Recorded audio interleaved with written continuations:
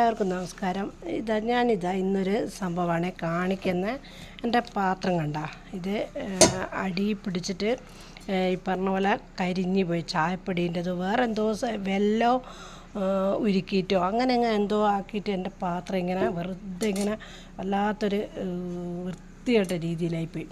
അപ്പോൾ ഇത് പോക്കാൻ വേണ്ടിയിട്ട് ഞാനൊരു സൂത്രം ചെയ്ത് നോക്കട്ടെ.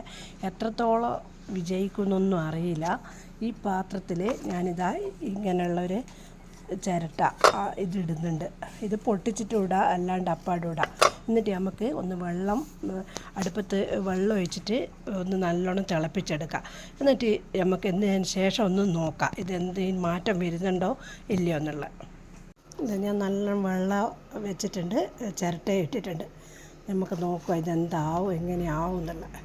വെള്ളം നല്ലോണം തിളച്ചേരെ ഞാൻ ഓഫാക്കിയതാണ്.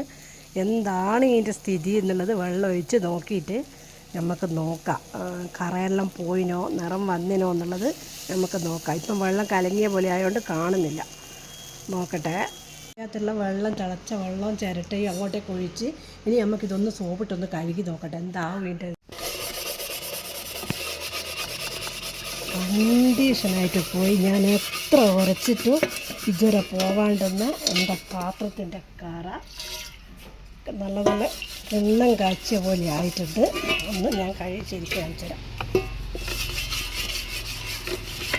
കണ്ട ഇതൊന്ന് ഒരു കരി പോലില്ലാത്ത കറ.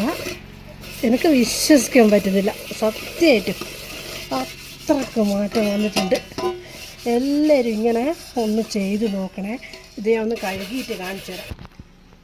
ഇതെനിക്ക് വിശ്വസിക്കാൻ പറ്റാത്ത തരത്തിൽ നല്ല വെട്ടിത്തിളങ്ങുന്ന എൻ്റെ ചായപത്രമായിട്ടുണ്ട്. എത്ര ദിവസമായി എന്നറിയാം ഞാൻ ആ കറ പോക്കാൻ വേണ്ടിയിട്ട് ശ്രമിക്കുന്നത്. എനിക്കൊരു ഇതുവരെ കിട്ടിയില്ല. ഇപ്പം കിട്ടിയ ഈ ഐഡിയയിൽ ഞാൻ ചെയ്ത് നോക്കിയിട്ട് അടിപൊളിയായിട്ടുണ്ട്. ഇങ്ങനെയുള്ള ഏതെങ്കിലും കരി പിടിച്ചിട്ടുള്ള പാത്രം ഉണ്ടെങ്കിൽ എല്ലാവരും ഇങ്ങനെ ഒന്ന് ചെയ്ത് നോക്ക്. അപ്പോൾ ഓക്കെ, ബൈ ബൈ.